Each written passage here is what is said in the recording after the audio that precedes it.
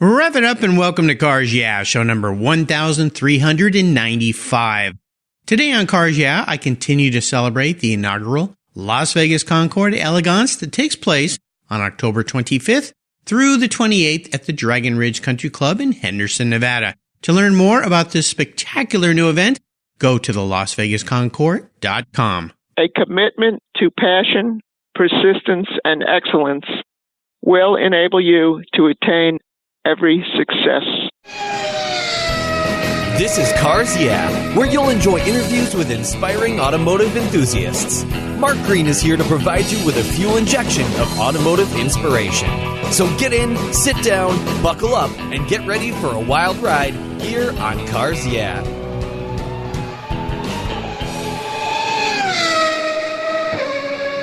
Hey Cars Yeah, I'm a huge fan of Covercraft. I've protected my vehicles with their products for decades. Want to keep your vehicle's interior looking new? It's easy with Covercraft seat covers. They'll protect your seats from the daily abuse of pets, children, weekend adventures, and even those everyday spills. It's a fast, easy, and inexpensive way to keep your vehicle looking new. All Covercraft seat covers are easy on, easy off design that are machine washable. You can choose from many fabric options, colors, and accessories, all designed and carefully sewn for your special vehicles. Their seat gloves are semi-custom fit for cars and trucks, and their seat savers, a favorite of mine, are custom tailored to fit your seats like a glove. Work truck seat covers are tough, durable, denim weight fabric. It's like putting a pair of rugged jeans on your truck's seats. Want to stay warm? Covercraft also offers seat heaters. Covercraft is the right choice. Learn more today at covercraft.com and tell them Mark at Cars Yeah sent you. That's covercraft.com. Mark Green here. I'm a car care fanatic. You know that. And I've discovered Migliore luxury car care products. Migliore Strata Coating is a ceramic treatment that you can easily apply by yourself. It provides your special vehicle with a high gloss finish and lasts for over a year. Migliore Strata Coating features an extreme hydrophobic finish so water sheets right away, reducing water spotting, and it makes your car washing a breeze. With over 100 positive reviews on Amazon, this is a time-tested product that's made here in the USA. With fall and winter on the way, protect your vehicle's finish with Migliore. You'll find all their premium car care products at MiglioreWax.com. Plus, you'll get 10% off at checkout by using the code CARSYEAH. 10% off. What a deal. That's MiglioreWax.com. Hello, automotive enthusiasts. I'm revved up and so excited to introduce today's very special guest, calling in from West Hempstead, New York, Constance Smith. Hey, Constance, are you buckled up and ready for a fun ride? I sure am. All right. Constance Smith works for the Dealertrack division of Cox Automotive, where they design software used by thousands of automotive dealers across the country. She has worked in the automotive industry for over 40 years, graduating from the Pratt Institute with a master's in industrial design. She worked under the great Bill Mitchell at General Motors and was the first woman in the Advanced Concepts group. After leaving GM, she taught in the Pratt Grad schools at the University of Bridgeport and earned an NEA Award and Grant. Constance is the recipient of several GM Mark of Excellence Awards and both the Chrysler Gold and Silver Awards. She has authored an award-winning book titled Damsels in Design, Women Pioneers in the Auto Industry, and Constance will be at the Las Vegas Concours d'Elegance signing her book, so make sure you stop by and say hello. Constance is an AACA National Judge and volunteers at Vision Honored and the Eye on Design charities. You are a busy lady, Constance. Before I talk to our listeners a little bit more about you and we ask you some questions, could you take a brief moment and share a little bit more about this amazing career you've had and a passion for automobiles? Well, of course, there are highlights in my career. And as a designer in the Advanced Concepts group, we developed new technologies, and that was quite exciting. And one of those technologies was the TN LCD displays, which finally came out with the help of AC Spark on the 1984 Corvette. And they were also used on an Opel sports car. But most of this technology, most of our CRTs, our computer screens, are actually based on this technology, which has come a long way. So that was certainly a highlight in my career. Another highlight is earlier this year when my book, Damsels in Design, won the top award from the AACA. And it was quite a surprise because I never entered it into the competition. So again, things happen. Yeah. And, I think when it came down to it, the director's wife had read the book, and she entered it on my behalf.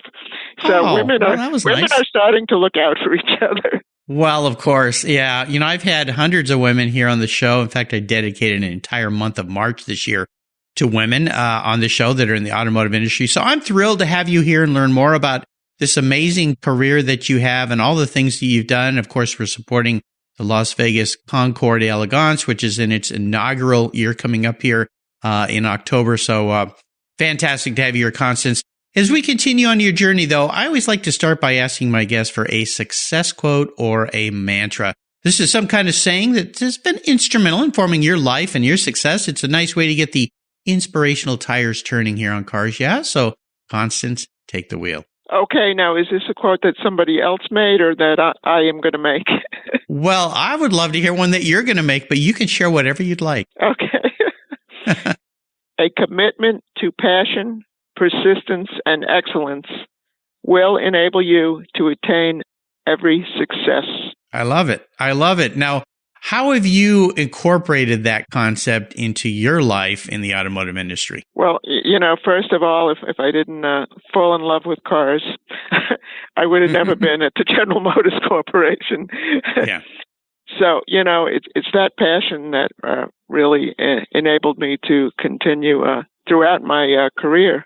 Passion is the main inspiration. Driving force. Yeah. Well, it's incredible what you've done. And, working under Bill Mitchell and the legacy that he lives behind, that must have been pretty darn cool. Well, Bill Mitchell wasn't exactly thrilled about having women in the building, and there were only 5 or 6 women in the building in the 1970s when I was at General Motors Design, and some of them were forced out. Only one actually made it a lifetime career, and that's mainly because of Mitchell. And even before I got there, you've heard there were 6 original Damsels of Design. He pretty much forced them all out, when he took over for Harley Earl. It was a different time, and unfortunately, let me rephrase that. Fortunately, it has changed, but it sure has taken way too long. I don't know Bill Mitchell. I never met the man, and why he wouldn't want women around him or helping him, I don't understand. Ego, maybe, or just who knows what it might be. But what helped you kind of work through that? Because obviously you were probably feeling some pressure yourself, right? Oh, yeah. Fortunately, I didn't see him too often. I was once in the basement where we had some experimental cars, and so Bill Mitchell kept his motorcycle there. And so I was told, when you're in the basement, if you see Bill Mitchell, don't look at him. Oh, my gosh. It's curious. That's horrible. Yes, I was. When someone comes in a silver suit on a motorcycle, how could you not look at them? Of course. Yeah. I looked at him. Uh-oh. I hope that didn't get you in trouble that day. Look down. The king is in the room. Oh, my gosh. Well, you're certainly painting another side. People talk about Bill Mitchell and the great things that he did in design, but of course, all humans have flaws. Obviously, he had a very big one when it came to working with women, but I'm sure glad you persevered, and the other women there persevered and worked through that. I've had so many women on the show here who've talked about that, being in a man's world, the automotive world, and breaking into that. And I've had lots of pioneers. I think back to the late Denise McCluggage, who was a guest here on the show. I was really grateful to have her here before we lost her. And then all the women after her that have done things that are so absolutely fantastic. So kudos to you, girl. Kudos to you for sticking in there and using your head and your skull and working through that. My wife was an engineer for many years and dealt with the same kinds of biases in the workplace and kind of had to work through that. And she always said, you know what, I always dazzle them with my brilliance. That usually shut things down pretty quick. So I understand. Live with a woman like that, have for 35 years now. So, well, let's hear a story that you have that instigated this passion you talk about with cars. Is there a pivotal moment in your life when you knew you were going to be a car gal? Well, here's the thing. I didn't know it back in the day, but my dad in 1933 had built a coach, a Fisher body coach. And I never knew what it was till I was in my 20s, but now I know what it was. And he won the Fisher Body Award for from 33 to 37 for New York State. He worked, in cars and planes, but so I didn't know I had that in my blood. But when I was 7 years old, we went to the library for the first time in our elementary school, and we could take out whatever book we wanted. Well, there was a book on, some books on a display, and on the front of the book was a cord, a white cord. So I would just fell in love with the cover. Of course, I took the book out. I didn't know what it was. Many years later, I know what it is. Still my favorite car. But, oh my gosh, that is cool. But when I took the book out, I found it was a novel, and there were no more pictures in the book. They were using that cover to sell the novel, obviously. Oh, okay. Well, this is pretty cool. When I was about the same age, 7, I remember my parents bought a Pontiac.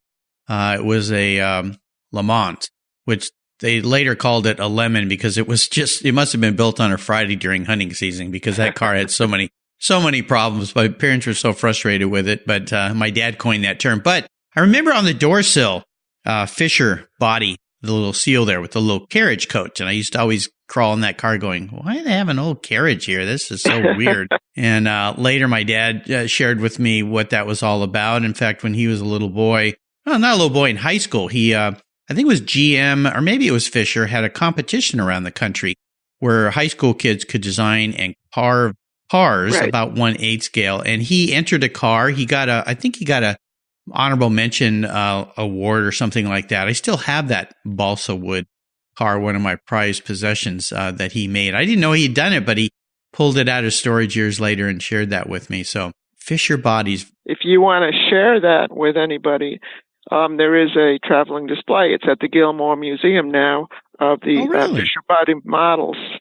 No kidding. There's probably about 25 designers or retired designers or designers' children have sent in the cars, the models of the cars. And it's a gorgeous exhibit. And, it delves into form, which is the basis of all three-dimensional design. And if anybody is in Michigan near the Gilmore, it's certainly a worthwhile trip. Oh, that's very cool. I'd love to see that. Yeah, he became an architect. He always had a knack for visualizing things in 3 dimensions. But that car I don't know if I could let it go because if something ever happened to it, it's kind of my prize. I lost my dad a few years ago. These cars are all on loan. Yeah. Sure. Absolutely.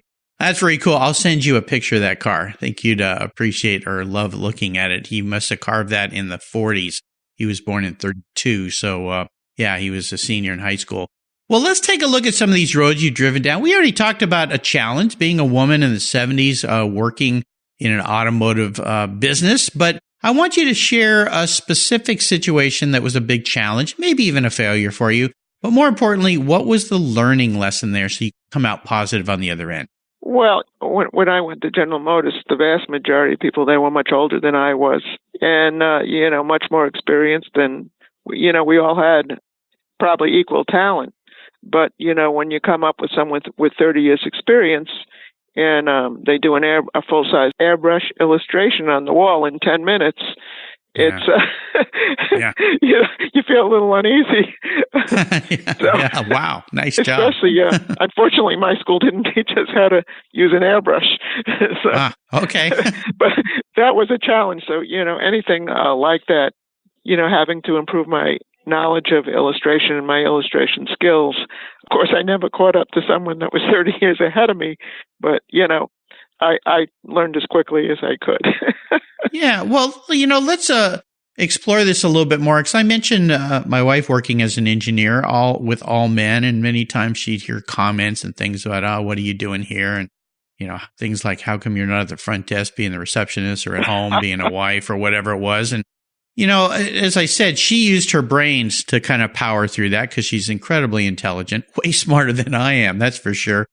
What kind of tools did you use that might share with a young woman out there that's listening, or an older woman who's working in those kinds of situations, that might help them kind of battle through that sexism and those bad attitudes some of us guys have? Not me, of course. Well, I think knowledge, I think education and knowledge, of course, over the years, fortunately, one of the things when I was at GM, I studied electronic circuits. They had their own school, GM management school, but I also studied at Chrysler's Motec, where I studied automotive mechanics. I was getting pretty knowledgeable, knowing more than some of the guys I worked with after a while. Took a course on rebuilding transmissions and rebuilt the GM hydromatic transmission. I wanted to have the knowledge that everybody else had that I might not have had in my childhood, the experiences I didn't have in my childhood. So I certainly went to make up for them. So I took a lot of courses in my first starting out at GM. Sure. Get smart. That's the secret here, the golden nugget. Get smart, learn things, and you too can rise to the top despite some of those ill-minded folks that are around you.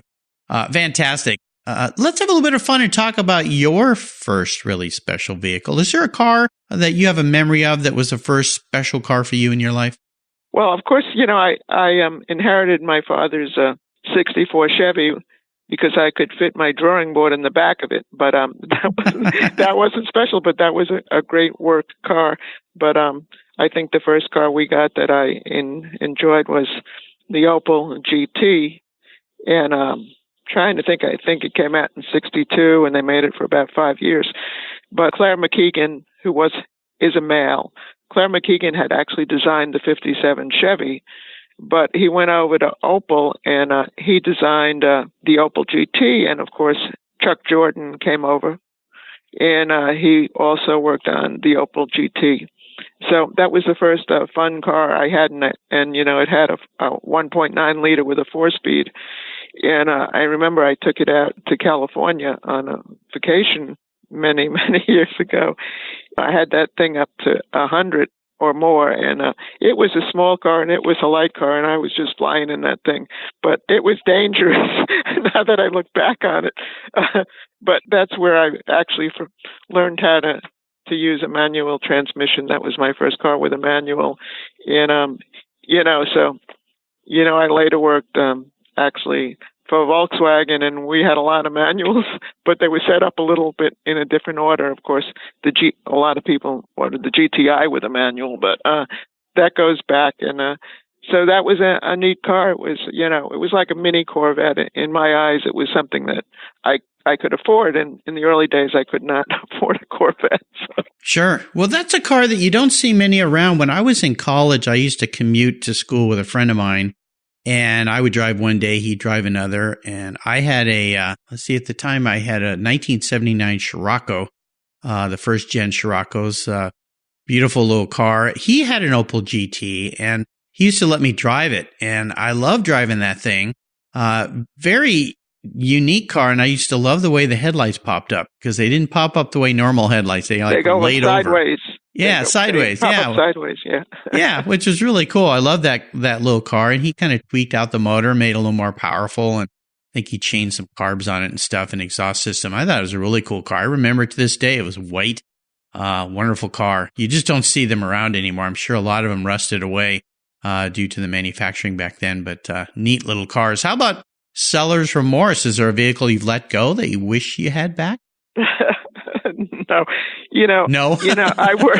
Here's the thing. I've worked for about 5 or 6 also auto dealerships in my lifetime. And I've had access to drive everything under the sun. And, even in the used car lot, I think I've driven just about almost every vehicle that exists. So I didn't buy my own vehicles. I enjoyed them, and I would take home a different vehicle every night, which made it interesting. Oh, yeah, absolutely. Well, I would love to learn a lot more about what has you excited and fired up these days. We're going to talk about the Las Vegas Concours in a moment, but I'd like to start with where you're working, Dealertrack division of Cox Automotive. What has you excited about your career these days? And you made a joke to me that you should have long ago retired, but you're just having too much fun. Well, of course, Cox Automotive They own a lot of properties, Mannheim Auctions, Kelly's Blue Book, Auto Trader, Vin Solutions. They own a lot of automotive properties, and, it's an exciting company to be with. Of course, probably about a month ago, they bought Rivian, and along with Ford, Ford contributed, I think, $500 million. Well, Cox Automotive contributed $350 million. They're a very successful company, and they actually make more than some of the automobile manufacturers. Not that I make a good salary. The company opened a new office in the area where I live. It's a learning situation for me, and I actually work with the company developing and teaching people how to use the company's software. I think we have 24,000 dealers everywhere here and even some, abroad that use our software. It's very cool. Well, it sounds like you've learned another little secret in life, and that is keep your mind busy, keep learning, never stop learning. Sounds like that's what you've done throughout your career. Yeah, I like to do a lot of research and experiment, and that's what I've done. I'm always looking to learn something new. And people look at older people like they don't have any tech knowledge or ability. Well, that's not true at all. Anybody, it just depends on the individual. Yeah, I know how to turn my computer on. I did it this morning, so I'm pretty smart. Well, let's talk a little bit about the Las Vegas Concours d'Elegance. I'm excited that you're going to be there with this wonderful book. We're going to talk about your book a little bit more a little later in our talk, but I'd love for you to share what has you excited about this inaugural event and the fact that Stuart Sobek, who was a guest on the show a week ago Monday, what he's undertaken here, which is amazing to me. I don't know why anybody would go, I think I'll just start a new Concours, and then he does it at this level that he's doing it, which is over the top. So what has you excited about this new event? Stuart read my book, and the first woman hired by Harley Earl was Helene Rother. He was so impressed with her career that he has based the concourse. The theme of the concourse is the Helene Awards, the Las Vegas Concours. Of course, I've written some material about Helene Rother, who, was, as I say, found by Harley Earl, and she has an amazing story. She escaped from the Nazis. She came here, and she was extremely, extremely talented woman. She could compete with anyone, any designer, anywhere. And Earl recognized her ability and hired her. And that's how that's the theme of the concourse, and that's why we're doing this. And of course, Stuart has gotten some amazing cars coming from archives all over the place, and these are cars you won't see anywhere else, that's for sure. So I bought a new camera for this event, that's for sure. All right. And hopefully in another book or article, I'll be using some photos from it. Yeah, fantastic. It's going to be a great event. I'll encourage people to go to their website, LasVegasConcours.com, where you can buy tickets and plan on attending. It's going to be great. So, Constance, up next is the last lap. Before we put the pedal to the metal, let's say thank you to today's Cars Yeah sponsors. When you want proven performance, there's one brand that's been around since 1938. That's Edelbrock, building the finest American-made performance products for the street and track. Edelbrock's products are designed and dyno-proven to deliver maximum results. Edelbrock has thousands of made-in-the-USA performance products for all makes and models. From their new AVS2 carburetor and innovative ProFlow 4 EFI for your muscle car or truck, to superchargers for your daily driver and more, visit Edelbrock.com to check out the latest products for your ride. And when you're ready to check out, enter Cars Yeah in the coupon code and get 10% off your order. That's Edelbrock, automotive performance since 1938. You take care of your cars, but who takes care of your investments? Tune-ups aren't just for engines. Updating your financial plan is important too. Your GPS may take you from A to B, but it won't help you on the road to financial freedom. For that, you need a good co-pilot and a very trusted advisor. Chris Kimball, CFP, is just the man for the job. He'll guide you down that road without driving you crazy. For over 25 years, Chris has helped people just like you and me with their financial planning and investments. With a master's degree in financial services, he is eminently qualified. And he's a car guy, too. Learn more at chrisvkimball.com or call 866-ON-A-PLAN. Securities through Money Concepts Capital Corp. Member FINRA SIPC. CK Financial Services is not affiliated with Money Concepts Capital Corp. Are you looking for a way to get your products or services into the ears of thousands of automotive enthusiasts around the globe? I can help. This is Mark Green here at Cars Yeah, and I'd be honored to be an influencer and ambassador for your brand in a unique and personal way. 5 days a week, thousands of subscribers and listeners enjoy the Cars Yeah podcast and website. Contact me today and I'll show you how at mark@carsyeah.com or connect with me through the Cars Yeah website at carsyeah.com.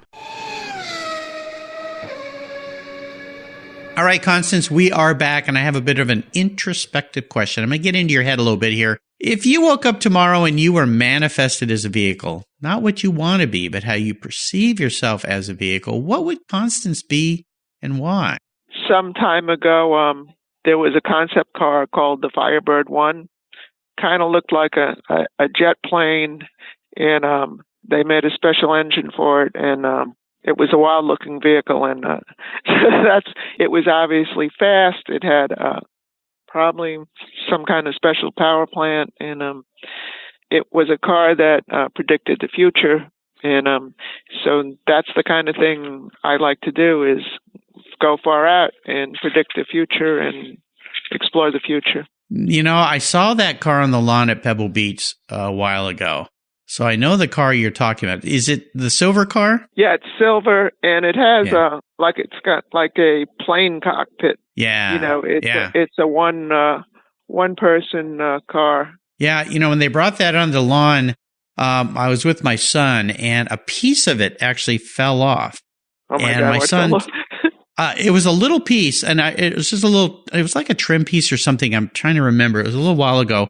Well, my son saw it, and he picked it up, and he followed them out to where they parked the car and gave it back to the guy. And he's like, "Oh my gosh, thank you so much." Because being a concept car, some of those are not manufactured like normal cars. Obviously, you're around a lot of that stuff. But I remember standing there looking at that car with my son, and I remember him saying something. He ended up going to design school. He went to RISD, studied industrial design. Yeah, and I remember him saying, "Whoever thought this was a good idea?" And I said, well, you're looking at it from your perspective today, not the perspective back then. And we kind of talked about the idea of concept cars and why they were created. And some of them are just so outlandish. And even today, of course, some of the cars you see as concept cars look kind of wild, kind of crazy. But a lot of those things end up being in a normal car. So we enjoyed that conversation together. Now that I think about it, it was actually powered by a gas turbine engine, which was an experimental engine in the day.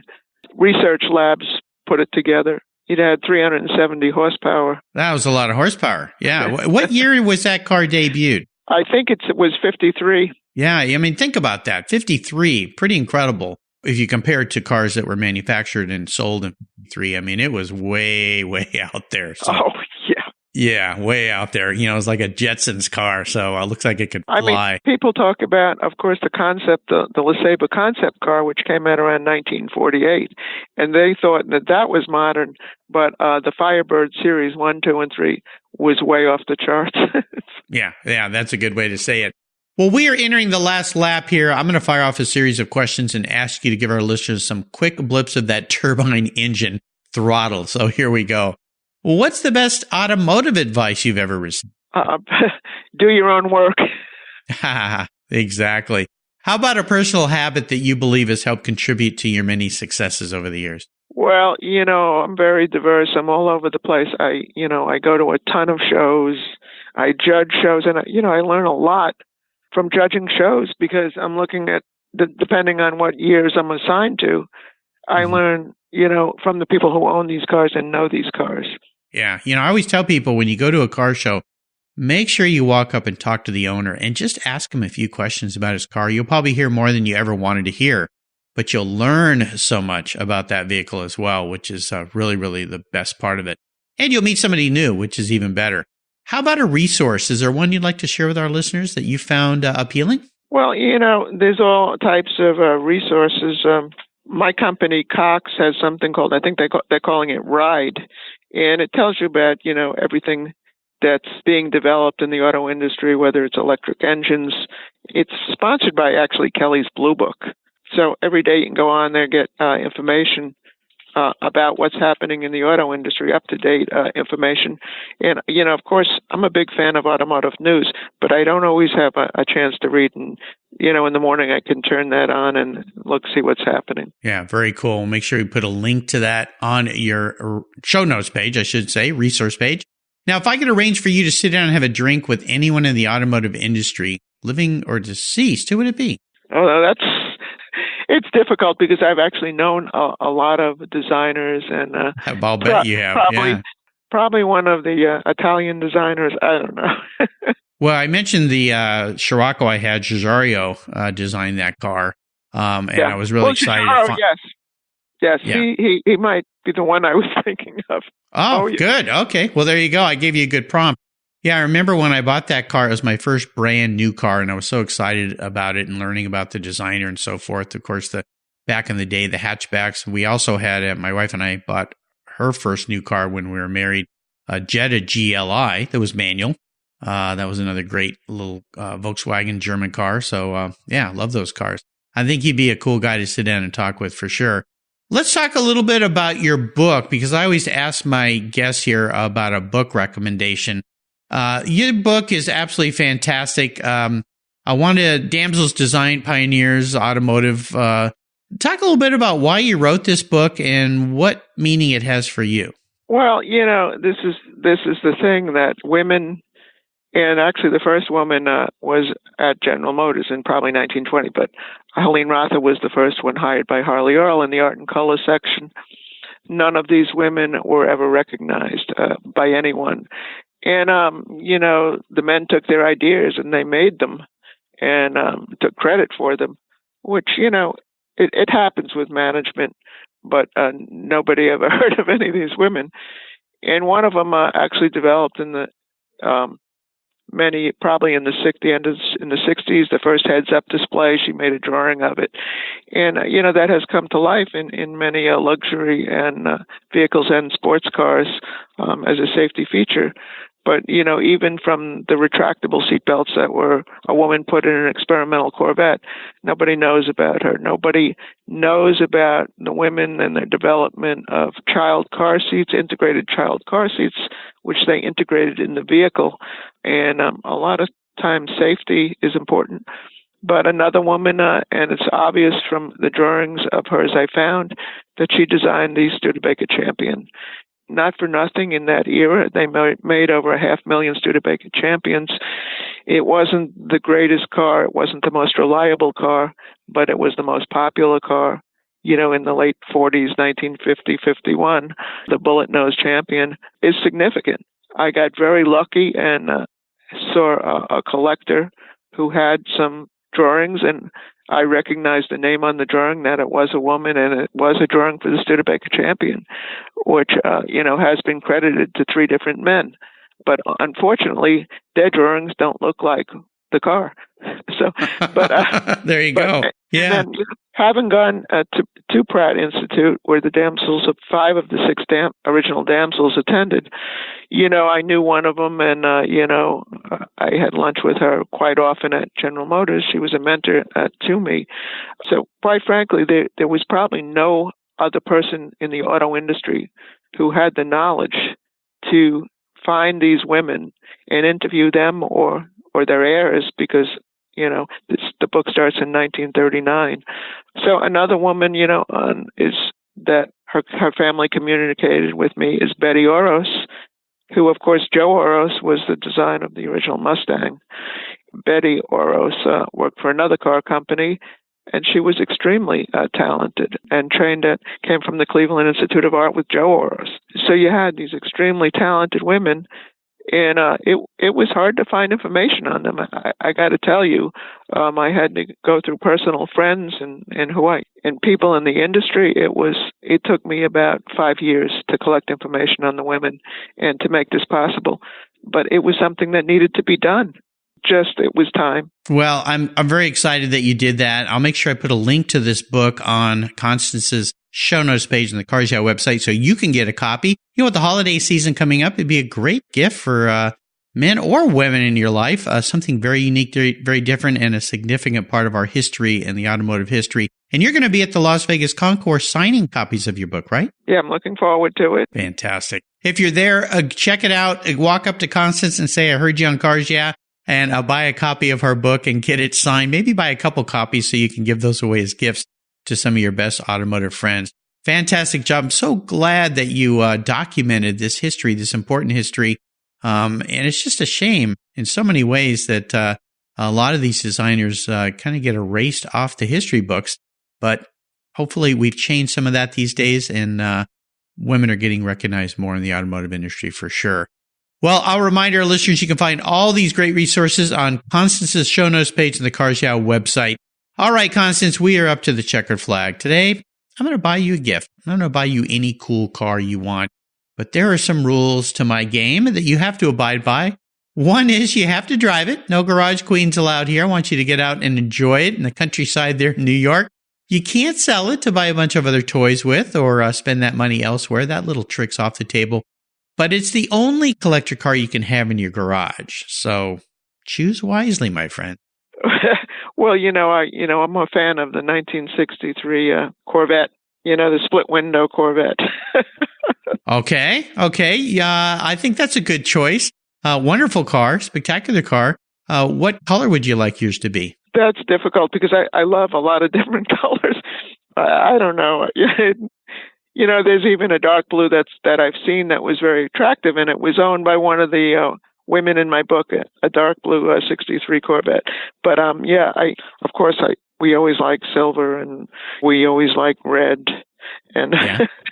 Well, I happen to know where a dark blue one is. In fact, one of my guests last week, one of the people who's been working with Stuart on the Las Vegas Concours, John Carlson, he lives up north of me here and up in Canada. He had a 63 Corvette split window blue one, and he gave it to Harold LeMay. Of course, the LeMay America's Car Museum is just north of me here, about 15 minutes.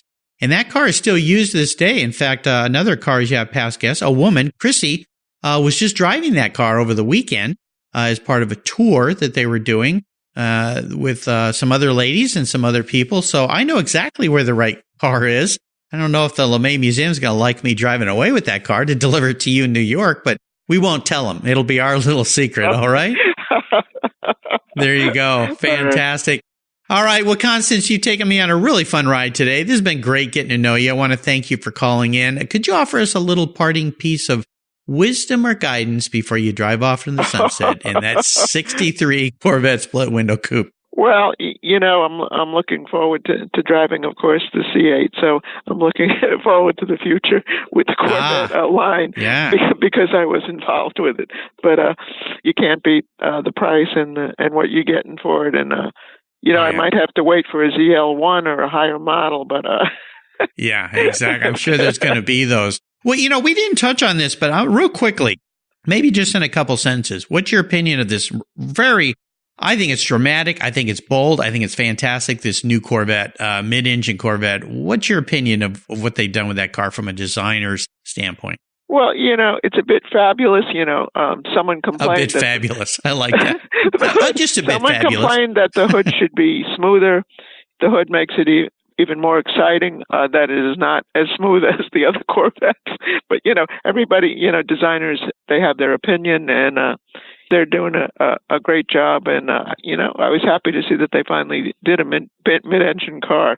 You get tired of seeing, I think they'll have a chance at the World Car Awards this year. They'll give Porsche a run for their money, that's for sure. But yeah. Oh, it's fabulous. What's the best way for our listeners to follow along with what you're doing these days? Well, I don't have anything right now to put online, but I just don't have the time. I do travel to give presentations throughout the United States, and Cox has been lenient with me, but I still have a job to do.